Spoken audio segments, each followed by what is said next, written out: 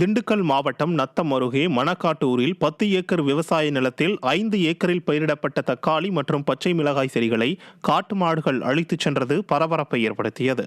கரந்தமடை பகுதியிலிருந்து வரும் 30க்கும் மேற்பட்ட காட்டு மாடுகள் இரவு பகல் வேளைகளில் நிலங்களில் புகுந்து பயிர்களை சேதப்படுத்துவது நாளாந்த அனுபவமாகிவிட்டது என பாதிக்கப்பட்ட விவசாயி மாணிக்கம் வேதனை தெரிவித்துள்ளார். 400 மாமரங்களையும் காட்டு மாடுகளின் தொல்லையால் தானே முற்றிலும் அழித்து விட்டதாகவும் வனத்துறையினர் உரிய நடவடிக்கை எடுக்காவிட்டால் பாதிக்கப்பட்ட விவசாயிகளை ஒன்று சேர்த்து வனத்துறைக்கு எதிராக போராட்டம் நடத்துவேன் என்றும் அவர் எச்சரிக்கை விடுத்தார். பாதுகாப்பற்ற சூழலில் பச்சிளம் குழந்தைகளுடன் வாழ்வதாக அவரது குடும்பத்தினர் வேதனையை பகிர்ந்தனர். ஒரு ரெஸ்பான்ஸுமே எங்களுக்கு கிடைக்கிறது இல்ல. மனுஷங்களுக்கு உயிருக்கு உத்தரவாதமே கிடையாது. காட்டு மாடை விரட்டுனாலும் நாங்க போய் விரட்டுனாலும் மாடு எங்களை விரட்டுனாலும் அப்படி எதுவும் சொன்னாலும் கூட அரசாங்கத்துக்கு போன் அடிச்சு சொன்னாலும் கூட எங்களுக்கு எதுவுமே தெரியாது, நீங்க பத்திக்கங்க அப்படி சொல்றாங்க. மாடை டிஸ்டர்ப் பண்ணாதீங்கன்னு சொல்றாங்க. மெயினா மனிதர்களுக்கு என்ன உத்தரவாதம் இருக்குது? மனுஷன் உயிருக்கு என்ன உத்தரவாதம் இருக்குது? விலங்குகள் கூட உத்தரவாதம் கொடுக்குறாங்க, மனுஷங்களுக்கு எந்த ஒரு ரெஸ்பான்ஸுமே கொடுக்கறது இல்ல. கடலூர் மாவட்டம் சிறுபாக்கம் ஊராட்சியில் முறையாக குடிநீர் விநியோகம் செய்யப்படாததால் அப்பகுதி மக்கள் அரசு பேருந்தை தடுத்து சாலை மறியலில் ஈடுபட்டனர். இதனால் நீண்ட நேரம் போக்குவரத்து பாதிக்கப்பட்டதால் பொதுமக்கள் சிரமத்தை எதிர்கொண்டனர். கிராம மக்கள் முறையாக குடிநீர் வழங்க ஊராட்சி நிர்வாகம் விரைந்து நடவடிக்கை எடுக்க வேண்டும் என வலியுறுத்துகின்றனர். செங்கல்பட்டு மாவட்டம் தாம்பரம் அருகே சேலையூர் பகுதியில் சிறுவன் ஓட்டி வந்த ஆட்டோ மோதியதில் சாலையில் நடந்து சென்ற பெண் படுகாயமடைந்தார். சோபனா என்பவர் தனது மகன்களை பள்ளியிலிருந்து அழைத்து வருவதற்காக சாலையில் நடந்து சென்று கொண்டிருந்தார். அப்போது வேகமாக வந்த ஆட்டோ அவர் மீது மோதிவிட்டு சென்ற நிலையில் அருகே இருந்த பொதுமக்கள் அந்த ஆட்டோவை விரட்டி பிடித்தனர். அப்போது சிறுவன் ஆட்டோவை ஓட்டி வந்தது தெரியவந்தது.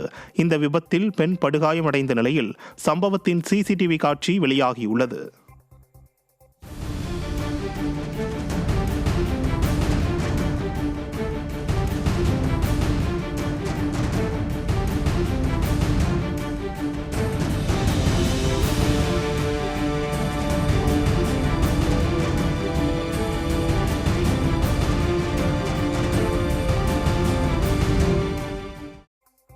திருவாரூர் மாவட்டம் வலங்கைமான் பகுதியில் குடமுருட்டி ஆற்றிலும் ஆற்றங்கரையில் வலங்கைமான் பேரூராட்சி நிர்வாகம் குப்பைகளை கொட்டுவதால் பொதுமக்கள் அவதிக்குள்ளாகியுள்ளனர். மேலும் இறைச்சி கழிவுகளும் ஆற்றின் கரைகளில் கொட்டப்படுவதால் கடுமையான துர்நாற்றம் வீசுவதாகவும் ஆற்றங்கரையில் உள்ள குப்பை நீரில் கலந்து விடுவதால் ஆற்றில் குளிக்க முடியாத நிலை ஏற்பட்டுள்ளதாகவும் பொதுமக்கள் குற்றம் சாட்டியுள்ளனர்.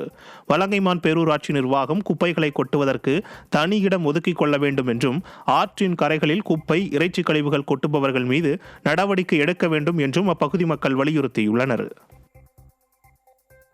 சிவகங்கை மாவட்டம் நாட்டரசன் கோட்டை அருகே பனங்குடி கொன்னையூர் மாரியம்மன் கோயில் திருவிழாவையொட்டி மாட்டு வண்டி எல்லை பந்தயம் நடைபெற்றது. பெரிய மாடு சிறிய மாடு என 2 பிரிவுகளாக நடைபெற்ற போட்டியில் சிவகங்கை, மதுரை, தேனி, திண்டுக்கல், புதுக்கோட்டை ஆகிய மாவட்டங்களிலிருந்து 30 ஜோடி மாடுகள் கலந்து கொண்டன. 8 கிலோமீட்டர், 6 கிலோமீட்டர் என பந்தய தூரம் நிர்ணயிக்கப்பட்ட நிலையில் பந்தயத்தில் முதல் 4 இடங்களை பிடித்த மாட்டு வண்டியின் உரிமையாளர்களுக்கு ரொக்கப்பரிசும் கோப்பைகளும் வழங்கப்பட்டது.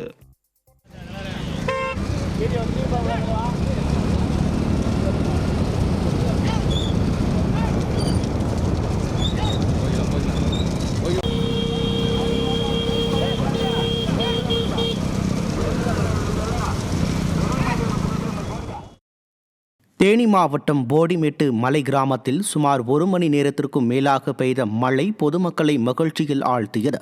சுற்றுலா பயணிகள் அதிகம் வருகை புரியும் இந்த கிராமத்தில் கடந்த சில நாட்களாக கோடை வெயிலின் தாக்கம் அதிகரித்து வந்த நிலையில் பெய்த மழையால் மக்கள் மகிழ்ச்சியடைந்தனர்.